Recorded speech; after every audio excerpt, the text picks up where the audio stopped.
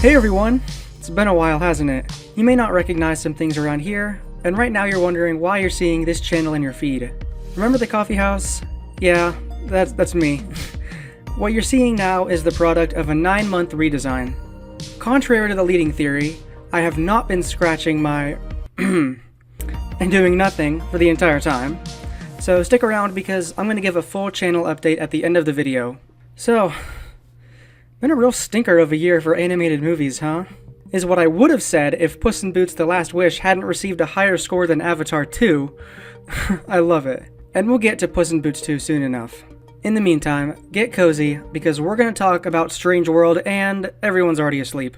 Hey, Disney, I really do appreciate the attempt at an original story, but you know that you need an actual story, right? Not just a bunch of concept art? Also, don't shaft the marketing, doesn't inspire confidence.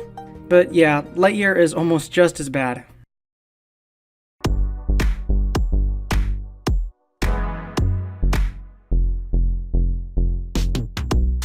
But before we get to that, we need a crash course in all things space. Space movies are always super fun, or they're super depressing. There's actually no in between.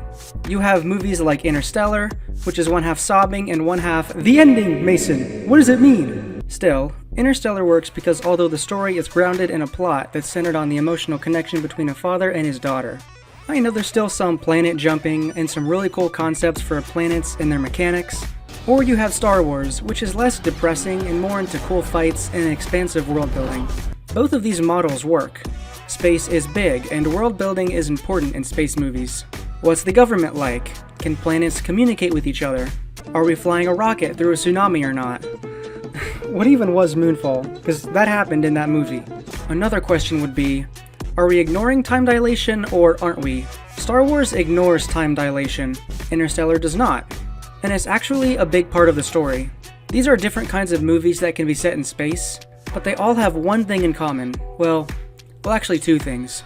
One, they're fun. There's plenty of action scenes because this genre lends itself so well to creative action. You're either performing a spinning docking procedure, or you're wielding a laser chainsaw. Yes, that actually happens in Sharknado 4.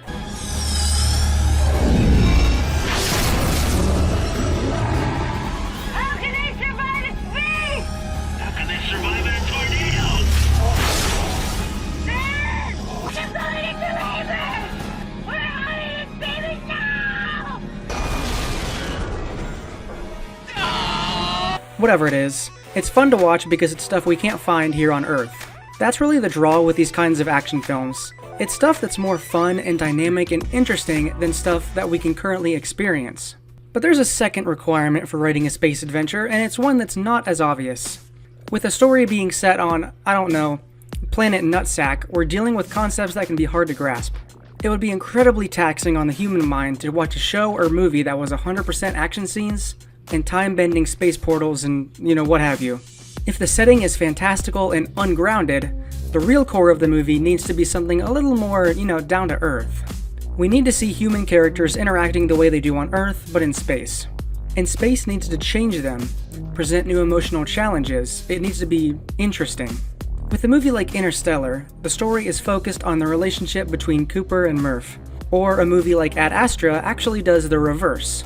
It's focusing on the astronaut Roy and his complete detachment from all emotions because of the severed relationship between him and his father. Bottom line is, if you want us to be able to watch your cool planet-jumping, reality-bending adventures, you need the real story to be based on an emotional relationship. And you also need it to be fun. Bonus points for creative use of color, as real space is just black. Spoilers. It's devoid of color. And this is precisely where Lightyear failed.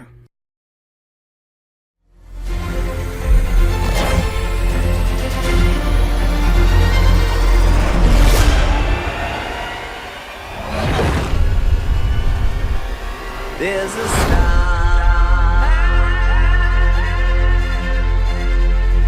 waiting in the sky.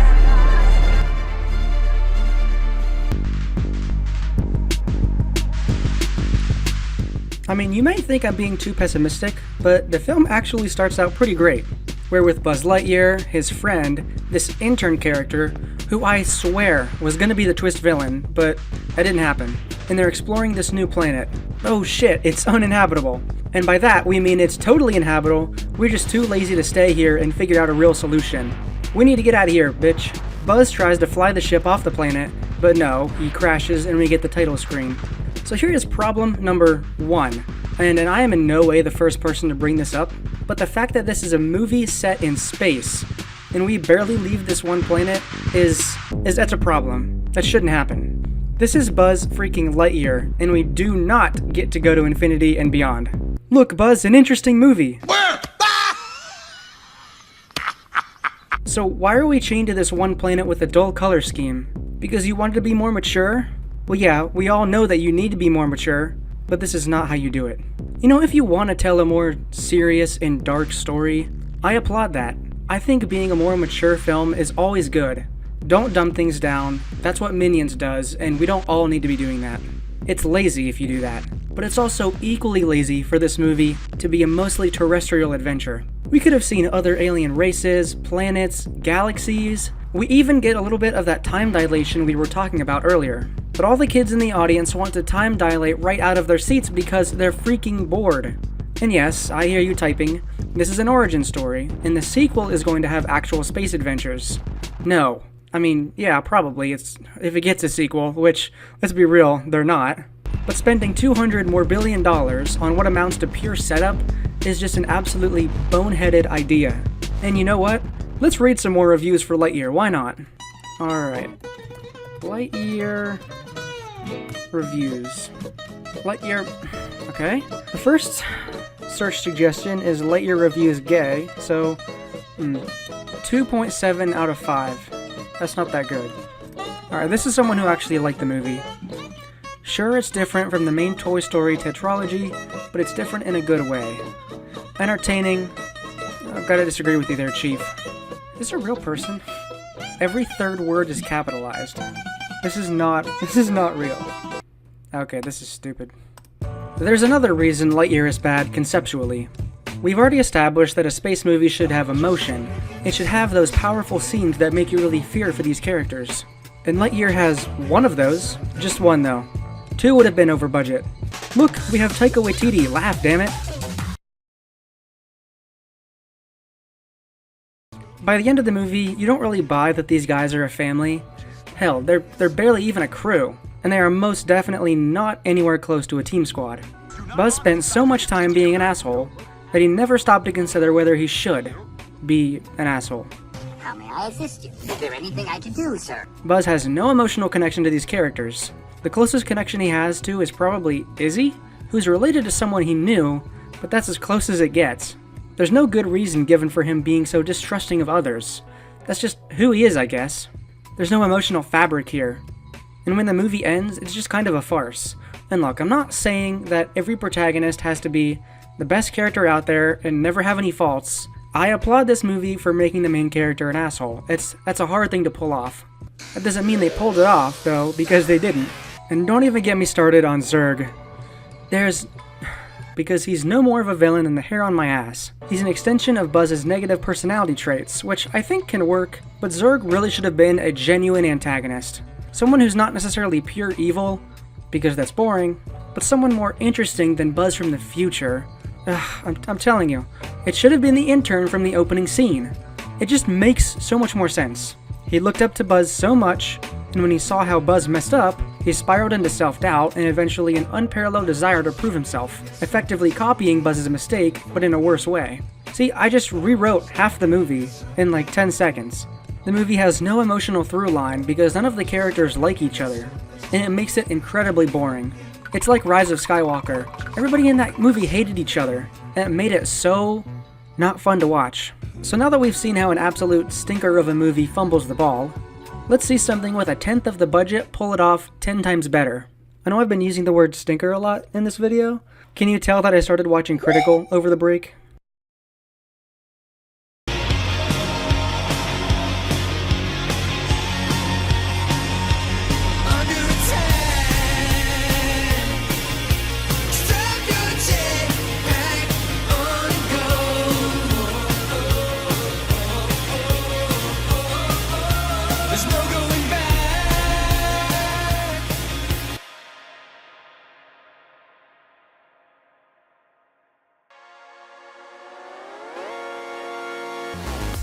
Final Space is a roller coaster of a TV series. It has its ups and downs, sure, but there's one aspect of the story you can always count on: the incredibly fun world these characters live in. In Season 1, we see a new planet basically every episode. It makes this universe feel alive, not to mention it's freaking hilarious. Friend mode! Engaged! Friend? He was just betraying you. Untrue. We clasped hands. Right, bro? You idiot! That's my freaking arm! You just ripped off my arm! Oh my god! In Season 2, we still see new planets, but new and creative concepts for episodes as well. The ship is stuck in a time crystal. They have to win a race to the death for the Librarian Cube, for the Hungarian Lube, for the Nymerian Cube. You never know what you're gonna get. And Season 3 gives us Invictus, the Zombie Garys, more of Bolo's mind. Whoops, the Lord Commander is a Titan now. This universe is so fun to watch because every new concept is really interesting, and none of the episodes feel the same. The use of color is also just so incredible. I mean, look at this shot from The Devil's Den. Why can't something like Rick and Morty look this vibrant? It's very cinematic, and that's all I have to say about it. There's really not much else to say on this point. Fun is fun, what can I say? It sure is a good thing that this show will be here forever so we can appreciate— God damn it! Final Space isn't just fun, but its emotional beats always land right on the money. No. Take care of my boy.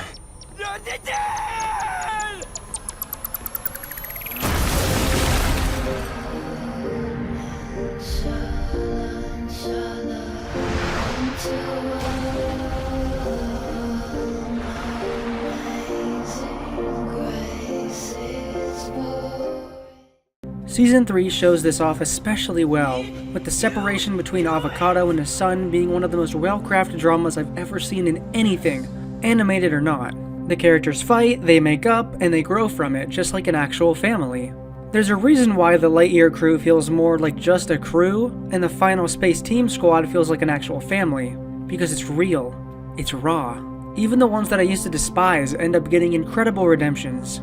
Characters are all linked together through some emotional connection to Gary, who started off having almost no one to turn to, just Hugh and Kevin. Now it's Hugh, Kevin, Avocado, Quinn, Little Cotto, Cheryl, Tribor, Quattronostro, Ash, Fox, Clarence, Bolo. It's like one big family, really. And they lose some of those family members over the course of the seasons as well. Of course, Disney wouldn't have the balls to kill off Mr. Thor Love and Thunder over here. Avocado's death, while it ended up being reversed later on, really meant something when it happened. This tragedy was one thing that transformed this crew into something more, something directly mentioned by Gary in the Season 1 finale. I don't know what we are. A crew? Feels like we're more than that. I mean, friends maybe? But to me, we become like a close but very strange family. And without you, I wouldn't be me. Us! Shut the hell up, Kevin! I will never leave you, Gary. I will be your deep space insanity avoidance forever companion. I swear to God, Kevin! Final Space is set in, space, and therefore it needs an effective emotional core for the whole thing to connect back to the human experience. So now we have a show that actually pulls these concepts off well, but I'm not quite satisfied. I can stand here all day and tell you the same thing you've heard from 10 other YouTubers. So let's take it a step further. Let's apply what we've talked about to Lightyear and see if we can rework it into something good. Let's add a stronger emotional through line, and let's get them off this one boring planet. Here's my pitch for a Lightyear that fundamentally works. First off, we are no longer anchored to one planet. The Space Ranger Corps already exists, and Buzz is a rookie at this point. He's part of a crew, but only one man actually befriends him. This man is his closest and only real friend for a few weeks at the Academy, until they go on their first mission. His friend is captured by Zurg in this mission, and interrogated about how to bring down the Space Rangers. The mission leader is also killed in this same fight with the Zurg army. The rest of the crew is defeated and leaderless. They are ordered to return to Star Command, where they will be court-martialed for their failure. Determined to save his one and only friend, Buzz becomes the leader of this tattered crew of rookies, defies the orders to return, and leads an assault on the command ship to save his friend. Meanwhile, in captivity, his friend learns of Zurg's one true weakness, a specific type of solar radiation that is extremely potent to the Zerg armor, and the metal it's forged from. An epic light speed chase ensues, with the crew gunning for this remote star, where the rest of the Space Ranger fleet is waiting to engage them in a climactic Star Wars-esque final battle. The film will feature several planets, we'll get to learn of other alien races that help our crew escape the Zerg command ship, and we'll work in some fun world building with stars and their unique radiation types that have different effects. It's fun, but also emotional. The brother-saving-brother dynamic is partially borrowed from Gurren Lagann, where the sudden disappearance of an older brother pushes the underdog to take on the leader role. There's an emotional connection there, and since Buzz is on the same level as the other rookies on his team, it's easier for them to feel like a family with a real, fleshed-out dynamic.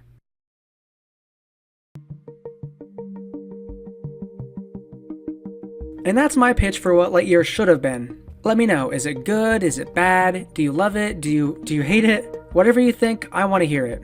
Now, onto the short update of what I've been up to in the last few months. I think you deserve an explanation of where I've been, how I came to make this new kind of content, everything. So here's a quick rundown. This new avatar? Well, I'm still Candles, it's just a different design. Come on, it's not like I've been consistent in the past. First real avatar was blue, then she was tan, then there was the final space era avatars. We don't talk about those ones.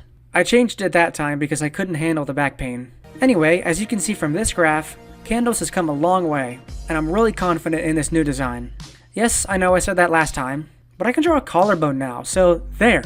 As for the pivot from video essays to movie reviews to video essays again, I've always wanted to make content that really mattered.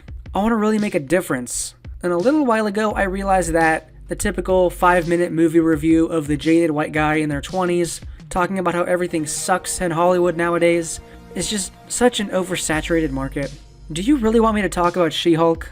I don't think so. I want to be different. I want to talk about things that really make a real difference. And I can still do that by writing film-related scripts that make people laugh and by having this furry avatar that changes outfits. Yes, this channel is nowhere near perfect or anything. It's objectively still pretty messy right now, honestly. But I can guarantee you that from now on, every video on this channel is going to be something original, something you can't find anywhere else on this website.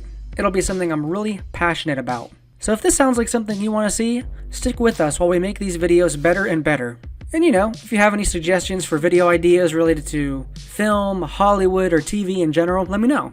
Anyway guys, I think that's all for this video. There were a few more things I want to mention before I sign off here.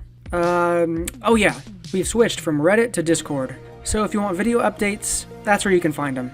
The full body outfit drawing will be there as well. Anyway, I better get some sleep. We've got another long day of sneaking into the theater to watch Puss in Boots 2 again tomorrow. But anyway, Puss in Boots 2 is probably the best DreamWorks animated movie since Kung Fu Panda 2. Anyway, I hope you all have a lovely evening. Check out the Discord for updates, and I'll see you next time.